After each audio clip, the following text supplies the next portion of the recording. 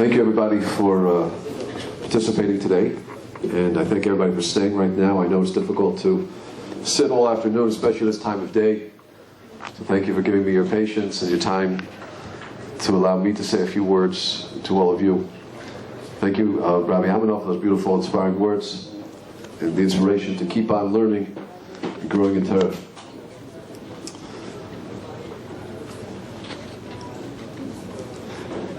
I'm going to speak now about a topic which I think is very important to speak about on Tisha B'Av, and it's about the Holocaust. We read this morning in one of the keynotes that at the time of the Crusades in 1096, there were tremendous tragedies. In Germany, we know Jews were massacred. Jews have been suffering throughout Jewish history. And there's always a question, maybe we should have a special holiday to commemorate each tragedy. And this even occurred after the Shoah, after the Holocaust. The question came to the Brisker Rav that maybe we should have a special day. We have something in Israel called Yom HaShoah. But in reality, there was opposition to it. And the reason is because we have a day. The day to commemorate, the day to delve into Jewish tragedy is Tisha B'Av. And the reason is because Jewish tragedy all emanates from the same source. It emanates from the destruction of the temple. It emanates the two main problems that existed. One problem was sinat chinam, baseless hatred, which we still have not yet fixed up. And always the problem of not longing for the land of Israel and losing sight of our special mission as Jews. So our rabbis always seem to trace when there is tragedy, when there is suffering, it's going to be one of those two causes. Either we don't love each other enough, or we've lost sight of our mission. Maybe it's really the same thing. So what I'd like to do right now is take us through something which I think is important in the discussion of the Holocaust. And that's the question of who are the real heroes? And what does heroism mean in light of the Holocaust? You know, I know that when I was growing up as a kid, I was always bothered by this question, that how come there wasn't resistance? How come nobody fought back? Or there was very little fighting back? There were some cases, the Warsaw Ghetto, we do know that. But why was there relatively a lack of resistance? Of course, as we get older and we start really studying the episode, we realize the resistance took a totally different form. There was a form in which we're going to speak about today, and I think it was a form that constitutes real resistance. But in order to understand what the resistance was, I think it's first necessary to trace for a moment and ask ourselves, why did God bring such a decree? So I'd like to take you back, first of all, just if you can imagine a case right after the destruction of the Second Temple. Rabbi Yochanan ben Zakkai, is riding on a donkey, and he sees a woman, and he seems to recognize this woman. And he looks at her, and he says, "What's your name?" And she tells him her name. It turns out she is the daughter of the wealthiest man in the Jewish nation. And he looks at her, and he said, "What happened to you?" She now is dressed in all sorts of rags, and she's picking up barley out of the waist of a donkey. And Rabbi Yochanan ben Zakkai looks at her and says, "You are the wealthiest. You came from the most royal family. And now you're gathering your food from the lowest thing one can imagine, not just from a donkey, the waist of a donkey." And Rabbi Yochanan ben Zakkai looks at her and he says, "Now I understand." He says, when the Jewish people are doing what's right, no nation can touch us. When the Jewish people loses sight of our mission, we fall in a way that's almost supernatural in its falling. It's not natural to see such a wealthy person stoop to this level. If I could create some sort of sior for you, imagine the wealthiest person we can imagine today in the Jewish people. I don't want to mention a name, but maybe there's a man we know who gives millions of dollars. Imagine that man lost all of his money and had to go so low that he had to gather up barley from the dung of a donkey. Would we look at that and say that's normal? Or we say, obviously, there must be something super normal here, supernatural. You know, anybody who takes a quick look at the history of the Holocaust has to start with the rise of a man named Hitler, Yamach Shemo, Adolf Hitler. And if we take a look, this man was a corporal in World War I.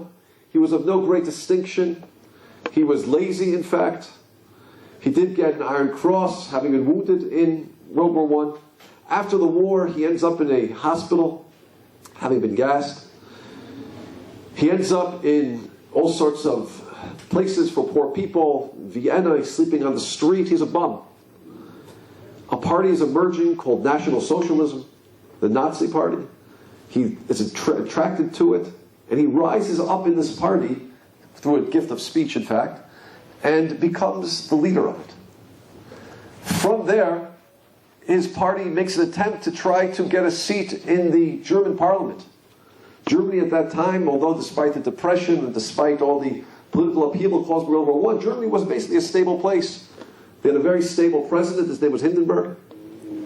And Hitler and his party emerge, and they get 34% of the vote, of the seats in the parliament. It's not enough to do anything. They stage a fire. They claim it's the communists. Within a short period of time, Hindenburg, who was a very rational president, gives Hitler emergency powers and gives him absolute dictatorial control of Germany. By 1935, Hitler is in control. A court system which had been legal and just is now dictatorial. All rights are suspended. Hitler is giving emergency powers. We look at a normal country, a country like Germany, a country like America. Normally the people who rise to power are people who went through the system. They went to Harvard, they went to Yale, they went to the University of Chicago. First they're a congressman, then they're a senator, then maybe they'll become the president. You don't go from the Bowery in the lower part of Manhattan drinking beer on the street to the White House. It doesn't happen. Yet it did happen. A man named Adolf Hitler. And there he was, now with full control of Germany. And his party had an ideology. The ideology was that the Jews are unser Unglück. The Jews are responsible for all of our misfortune. The Jews were responsible for World War I. The Jews were responsible for the Great Depression of 1929, which put millions of people out of work. And he started forming all sorts of laws. These are called the Nuremberg laws. The Nuremberg law, first law was, it was forbidden by penal servitude, that's to say concentration camp. We weren't in death camps, for a Jew to intermarry. Another law came out in 1935. Jews had to wear Jewish stars pinned to their clothing in the back and the front. 1936, Jews had to change their names. A person could have been in Germany for 1,000 years, and her name might have been Teresa van Hildensprach. She had to change her name to Sarah Teresa van Hildensprach. A man might have been in Germany for 1,000 years. He might have been Count Fritz van Schluppensack. He now has to change his name to Yisrael Count Fritz van Schluppensack. Jewish names. Intermarriage was forbidden. Jewish dress was mandated. And Jewish names were imposed by Hitler. What's interesting about this is, at that time in Germany, there was close to a 65% intermarriage rate. Since the fall of the ghetto in about 1775 or 1787 with the French Revolution, instead of the Jew using the newfound dignity to regain the land of Israel, which is what Dessler said it was there for, the Jew took his newfound freedom to become like the non-Jew. And over a 50-year period, from 1787 to 1933, the Jew basically threw off what it means to be a Jew. A movement began in Germany in the 1840s. One of its leaders made a declaration that we don't need Jerusalem anymore. Berlin is our new Jerusalem. In fact, the Meshech Chochmah commented on that in 1910. And in 1910 he said, because of that statement that Berlin is our new Jerusalem, we're going to see a fire from Jerusalem like we've never seen before. 1910. The Holocaust didn't begin until 1940. the Jew took this newfound freedom, which was supposed to be used to gain a dignity of what it means to be a Jew and reclaim the land of Israel, Rav Dessler tells us. And instead of reclaiming the land of Israel, we threw off the beautiful mantle of Judaism. And all of a sudden, a man emerges from the sewer and says, Jews, intermarriage is forbidden. 65% intermarriage rate. And he says, guess what? You can't intermarry anymore. Jews, you like to be part of German society so much. The theaters are off limits. The restaurants are off limits. You have to put a star on your clothing to identify you. Jews, you've assimilated and become so much a part of society that we can't tell you apart. Change your names. You're now Sarah again. You're now Yisrael again.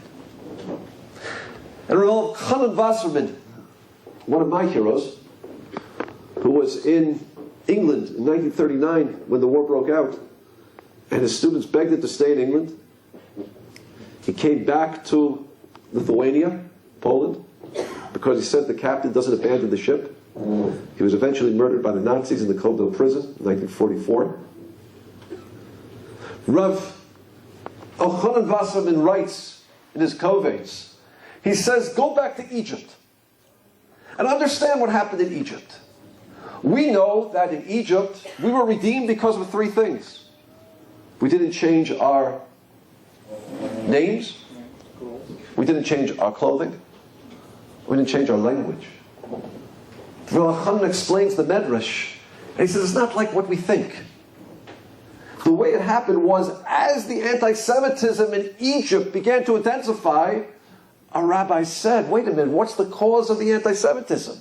It must be that we're becoming more and more like the Egyptian. So the rabbis made a decree. Jews, you have to start wearing Jewish clothing again. It has to be before Vanuki. It has to be modest and as elegant as you can make it. Dignified, because you're dignified. Jews, you have to keep Jewish names. Reuven, Shimon, Levi, Yehuda. Forget the Achmad and Mukhmad and Mahmad. Jews, you got to start speaking the language again. You have to speak Lashon HaKodesh. You got to remember who you are, because if you forget who you are, that's when the anti-Semite comes. And David HaMelech tells us this. David HaMelech in a beautiful Tehillim in Kuf Hey, he praises the Rabbanu Shalom for everything that HaKadosh Baruch Hu did in taking us out of Mitzrayim. He praises the Mun, and he praises the Kriyas Yamsuf, and he praises all of the Matos. And then right in the middle of the Tehillim, he says, and thank you, Hashem, for increasing the persecution. The Brisker Rav asks the question, what do you mean, thank you, Hashem, for increasing the persecution? Why is that something good? The Brisker Rav says, because what was happening in Mitzrayim was that we wanted to be so much like the Mitzri. So men said the best way to be like the Egyptian is, let me fit in. Let me go to the clubs. Let me go to the sport houses. The only problem is, Brit Milah gets in the way. So apparently the Jews were doing some sort of operation to have Brit Milah, but at the same time make it appear like it was reversed. As soon as we did this, the Brisker Rav said, David HaMelech tells us, all of a sudden they started to hate us. Thank you, Hashem, for the hatred, because it prevented this terrible act of trying to appear to be like the Egyptian. All of a sudden, in 1933, this man comes from the sewer and he takes control and he says, Jews, 65% intermarriage rate. Sorry, concentration camp. Jews, you want to be part of German society? I'm sorry, yellow stars. Jews, you feel so comfortable over here? You have Jewish names, don't forget them. In fact, the Nazis, and one of the first things that they did is they started boycotting Jewish stores. And a Zionist newspaper writes in 1936, a newspaper which had no religious agenda, believe me, writes something very fascinating. He said on one Shabbat in 1936, the German Nazis made a boycott of all Jewish stores, preventing even the Jew from coming into his store. Coincidentally, the synagogues saw the highest attendance that they had seen in over 50 years.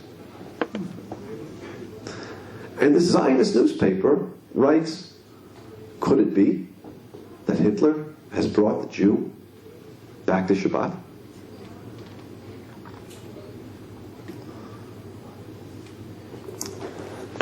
You know, one only need listen to the rantings and ravings of Hitler to perhaps understand a little bit of what he was. In an interview with him in 1936, he made the following comment. He said, "The war is between only us and the Jewish people. Everything else is an illusion. The Jews have brought two blemishes on mankind: conscience on the soul and circumcision on the body. He hated us because we have conscience. And he hated us because we have circumcision," which is very interesting, because a nation called Amalek, the first nation to rise against us when we weren't learning Torah properly in the desert, a nation that has haunted us throughout history. Apparently, when they would kill Jews in the desert at Rafidim, apparently they took the Brit Milah and threw it back to God and said to God, "This is yours." Hitler had a hatred for Brit Milah. My question to you, my friends, is what does a thinking Jew say? A thinking Jew living through the time period understands just a little bit. Says 65% intermarriage rate assimilation, comes this nut and is bringing the Jew back to Judaism? Proclaiming that the whole war is over circumcision? What does circumcision represent? It represents the control of the body. It represents the soul over the body. The spirit. It represents about living by a higher ideal, not just by lusts and desires. And here comes this man who says, "I hate the Jew for that." What does a thinking Jew say? Does a thinking Jew say that this is coincidence? Or does a thinking Jew say that there must be a purpose to it? Perhaps a thinking Jew might have been a little bit familiar with the Zohar and might have noticed the following. I don't know much about the Zohar, but I'm going to say something, and if it's incorrect, I'm open to corrections. When the Jew loses sight of his mission, there's a force that God creates in the world that's supposed to bring us back. A darkness takes hold of the world. And from this darkness, we're supposed to discover our inner light. That's one of the jobs of the Satan, to test us, to bring us back. And the particular aspect of the Satan, when he brings the Jew back to the Jew, as it were, in Hebrew is called Sam-El. Sam-El, Samet Mem Aleph Lamed. From now on, I'm going to say Sam-Kel. But the word is Sam-El, so we should know it. It's an aspect of the Satan. And that aspect of the Satan is to bring us back to who we are as Jews. To create a darkness, and from within that darkness, we're supposed to bring it out, the inner light that we know is there. You know, I'm going to do a little gematria for you. Follow me if you can. I think you'll be very intrigued. The gematria of Sam-Kel is Samet Mem Aleph Lamed. It's 131. Keep that number in mind, 131. In 1960, the Israeli Mossad went into Argentina on a very special mission. It was a secret mission. It was a mission that only a few people knew. One of them was the director of the Israeli intelligence agency. A group of Mossad agents went into Argentina to capture one of the most notorious Nazi criminals who escaped justice. His name was Adolf Eichmann. A squad of Israeli Mossad agents went into Argentina. They had information that Eichmann, who was Eichmann? Eichmann was the person in charge, basically, of transporting Jews from all over Europe to the concentration camps. One man who had a genius for organization. Probably maybe one of the most significant people in the Nazi structure and the destruction of European Jewry. He escaped justice. He was hiding in Argentina. He heard that he was working in a factory, and this Israeli squad's first task was to identify him. They went in 1960, they identified him. It was him. They looked at pictures, they compared it, they said, we have our man. The second task was to capture him. They arranged a car to block the street where he came out of the factory at the end of the day. The person came back, pretended he was tying a shoelace. As he was doing, he grabbed him, they threw him into the car. They pushed him down in the seat. And the first thing he said to them was, what took you so long? They brought him to a safe house, and now the next task was to get him out of Argentina. In El Al plane, on a special conference, coming into a special international conference, flew into Argentina. The normal stewardesses and stewards were replaced by Mossad agents. They dressed up Eichmann as an El Al captain.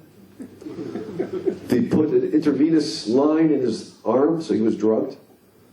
They walked through customs saying he drank too much. They got him onto the El Al plane. As soon as they closed the doors, they were off. Once they were in international airspace, they announced to Israel who they had.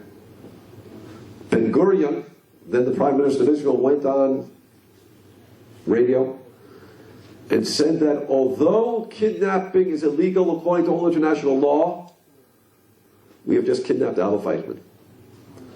You'll have to forgive us. They put him on trial in Jerusalem in a glass booth because they were afraid that he would be killed. People gave their testimony, one after another. It became a national catharsis in Israel. People coming forward, telling their experience in the Holocaust.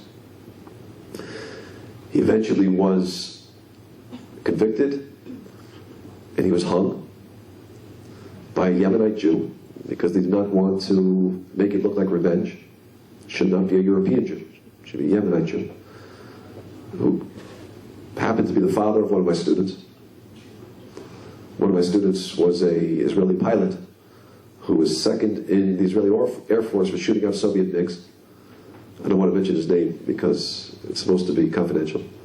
And this was his father, who was the executioner.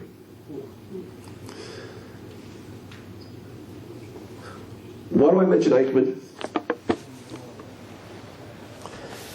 I mentioned before that the gematria of the Samkel, was 131.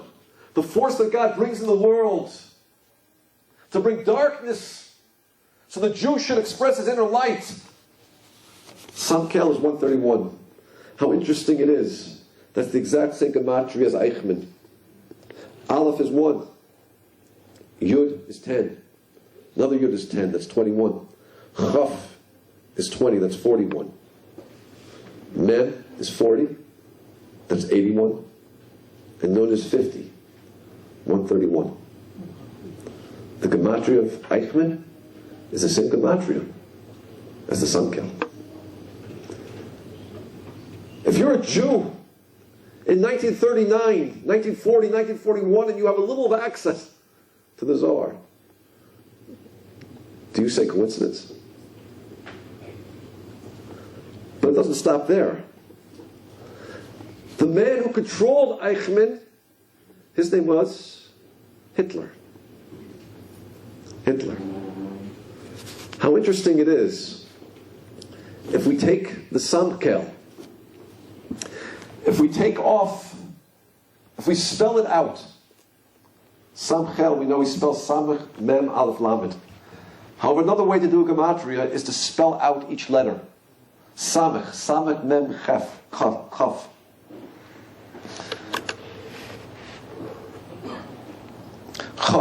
Excuse me, Mem. Chaf. Excuse me, Aleph, Lamed, Pei. And finally, Lamed, Mem, Dalet. Samchel. Let me spell it for you again. Samchel, Samach, Mem, Chaf. The Mem is Mem. The Aleph is Aleph, Lamed, Pei. The Lamed is Lamed, Mem, Dalet. course, if we take the first 4 letters, the Samech, the Mem, the Aleph, the Lamed, it's 131. But if we take the remaining letters, the Mem and the Chaf, the Mem, the Lamed, the Pei, the Mem and the Dalet, the value is 254. What's interesting about the number 254? 254 happens to be the same numerical value as Hitler. Hitler, Yimak Shemo.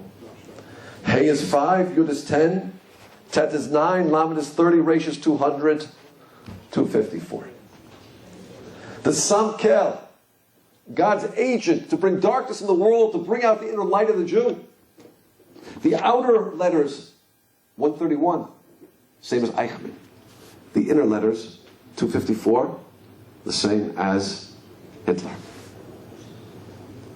How interesting it is also, by the way, if we add 254 and 131 together, it's the number 385, which is the same numerical value as Shekhinah, God's presence. And if we look for more words that have the numerical value of Shekhinah as 385, we'd find the word Anava, which means humility. Perhaps we could say that God brought these forces into the world to create a darkness, but they're from God. God's Shekhinah is there. And it's our job to locate the Shekhinah. How do we locate the Shekhinah? Through Anava, through humility. By going back to who we are. By becoming the Jews who we're supposed to be. So my friends, I tell you this piece of history, and I share with you this little piece of, perhaps we could call it Kabbalah or Gematria. So we should understand that there are no coincidences. Hitler's rise to power was to bring the Jew back to the Shekhinah. It was to bring the Jew back to humility, to bring the Jew to the Jew. The question is, did he succeed? And perhaps, if we decide if he did succeed, we might discover what Jewish heroism really is. You know, I have to say that the Pirkei Avos tells us, what does it mean to be a Gibor? Ezohu Gibor. A Gibor is somebody who is Chovesh es Yitzro. He conquers his desires. It's easy to go after one's desires. It's difficult to conquer them. I'd like to share with you some cases from a very fascinating sefer. It's a sefer written by a Rav Ashroy. Rav Ashroy was the Rav in Kovno, in Lithuania. When the Germans came into Kovno, they destroyed and killed many, many of the Rabbanim. In fact, usually one of the first people they would kill were the rabbis, because they understood the rabbis were the lifeline of Judaism. But he kept Rav Ashroy alive. Why? Because he wanted him to be the curator of the Jewish library, to show as a memorial to the nation he destroyed. So, and from that position, he was able to answer questions. He wrote these questions down, he hid them in tin cans, and he came back to them after the war.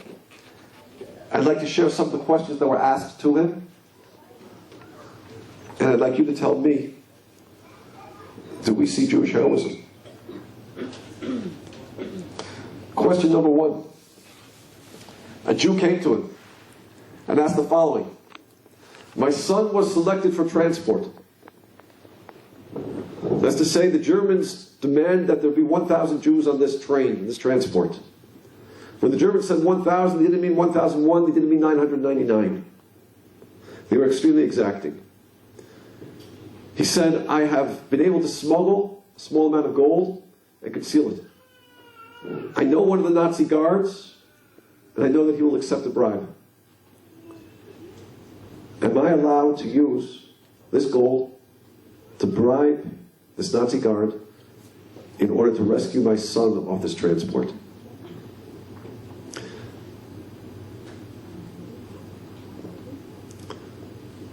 The question turned back to him. and said, if you get your son off that transport, will somebody else go instead? He said, yes. So the Rav said, please don't ask me this question. He said, why? He said, you're asking me to paskin a question of life and death, and to do so a person has to be in a state of health. He said, I'm weak. I'm not in a proper state of mind. I can't decide this. The man pushed him and said, listen, are you telling me that I'm allowed to take my son off this transport or not? He said, please don't ask me this question. So this man said, if you're not telling me it's permitted, it must be that it's forbidden. I will not take my son off of this transport. Later they saw that man smiling. Someone came up to him and said, why are you smiling? Your son was just transported. Most likely to a death camp. He said, Abraham had the test of the Akedas Yitzchak. He was tested to see if he could sacrifice his son for God. But at the last minute, God said, you don't have to do it. I did it. I would not rescue my son for the sake of another Jewish child. How was it?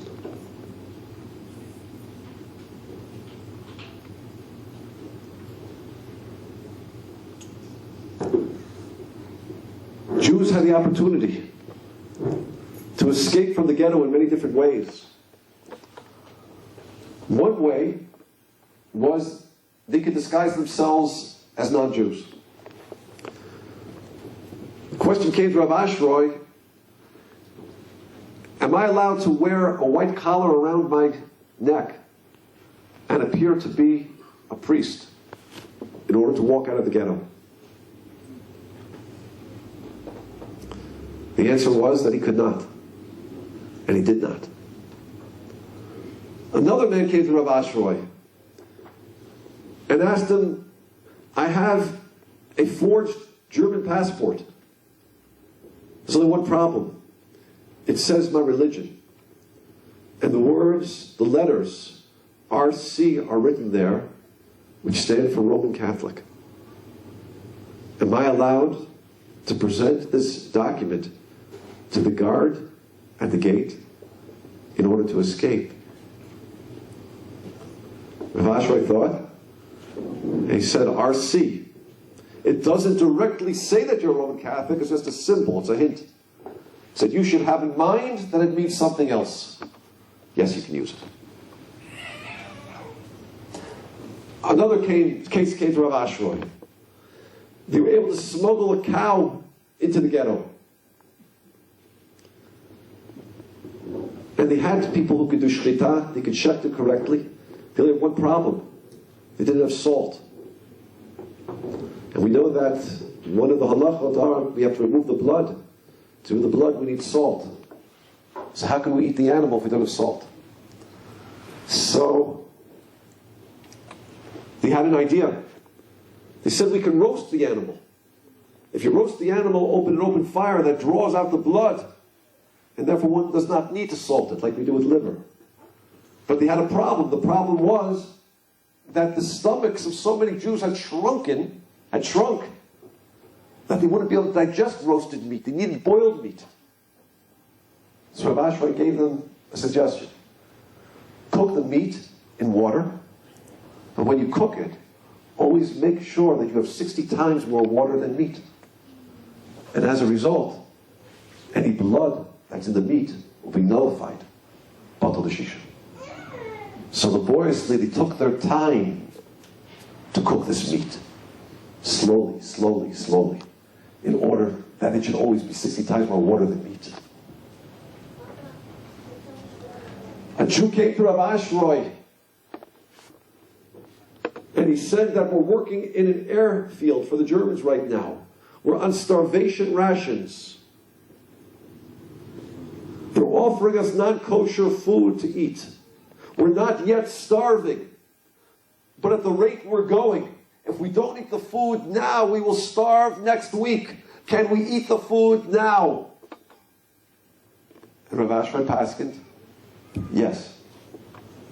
Future future starvation does permit taking precautions now. And the case came before Rav Ashroy. The Germans are giving out, they call these cards work permits. Do we have a right to determine whom we give this card to? Because by giving to one card, you're taking the life away from somebody else. And Rav Ashroy said, at this juncture, you do. What fascinates me by these questions, my friends, is that Jews weren't just trying to live. It wasn't just a case or a question of staying alive. It was, how do we stay alive as Jews?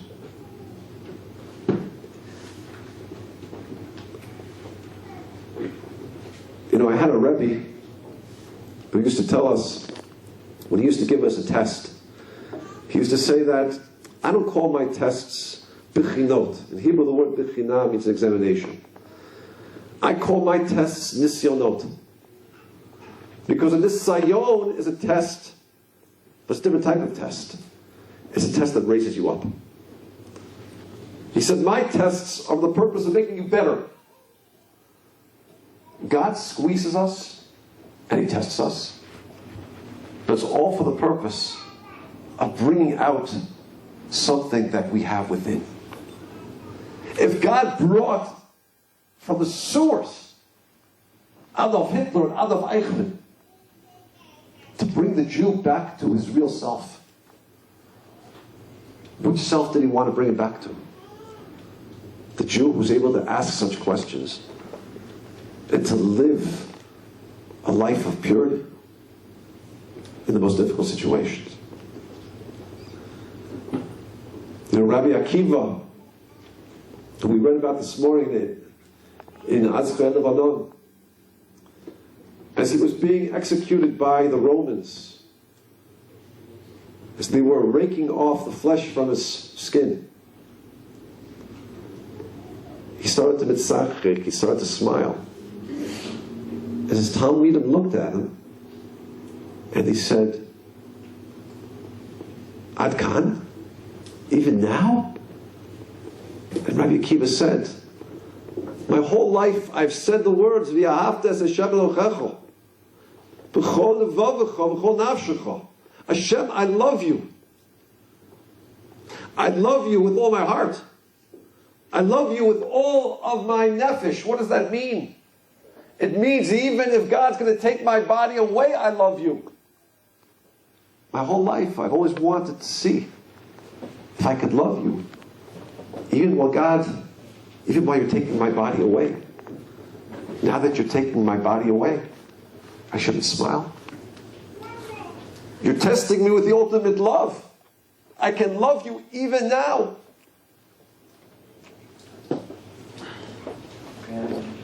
There was a Jew in the Warsaw Ghetto, kept a diary. In 1945, the Germans destroyed the Warsaw Ghetto. They're a group of about 700 fighters, most of them not older than 22. It was a revolt of young people. And this one young person was in a bunker which poisonous gas had been passed down to the sewer line in order to kill everyone who had remained.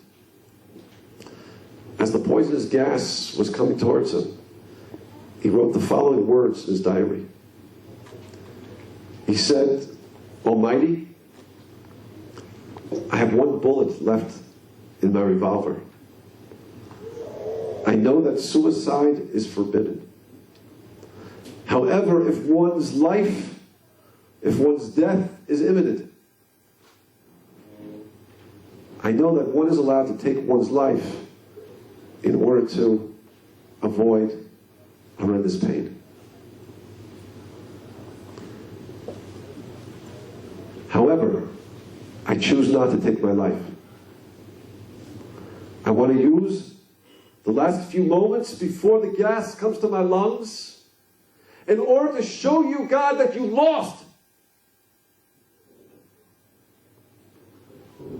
If you were testing me to see if I could still love you, even under these situations, if you think I'm going to give up my faith, turn my back away from you, you think I'm going to forget it all, if you think you could take away my love, then you lost. Because I still love you, and I'm going to use these last few moments to realize how much I love you. His diary survived the war. He did not.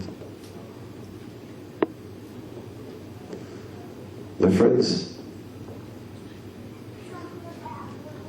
the message of Tisha B'Av is a message that implores us to look at the tragedy and suffering that we as a people have experienced for 2,500 years.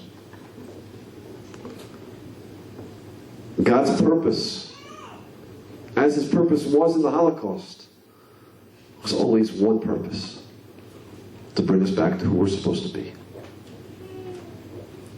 To bring out the hero that lies within. The hero doesn't mean someone who can fight with a gun or a machine gun. A hero is someone who is Kovesh as Yitzro, who conquers himself. As Mike Tress points out in his visit to the DP camp in 1946, he saw a Jew with a long beard. And he looked at that Jew and he said, "My brother, how do you have such a beard?"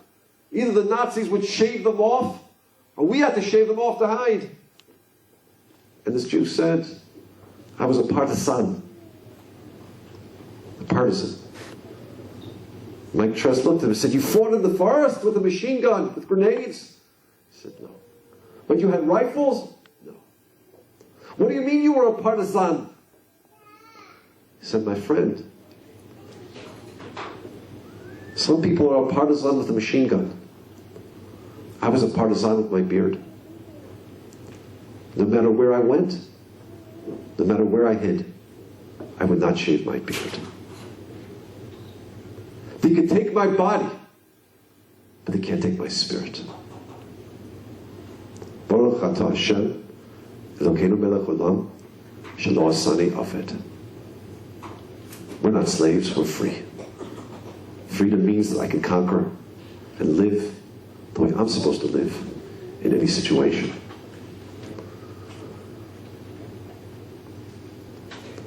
We look forward to the end of Tisha B'Av. We look forward to the end of all Tisha B'Avs. We look forward to the return of the Jewish people to Zion. We look forward to the coming of the Mashiach, yet our rabbis tell us that the Mashiach can come in two ways. One way is because it's so bad. As you look outside on the streets, it's bad. It's really bad. You look at America. There was a 65% intermarriage rate in Germany. What's it in America? It's close to that. For every Jew who's learning Torah and keeping Shabbat, how many tens or hundreds have no idea what Shabbos is? What Torah is. It's really bad.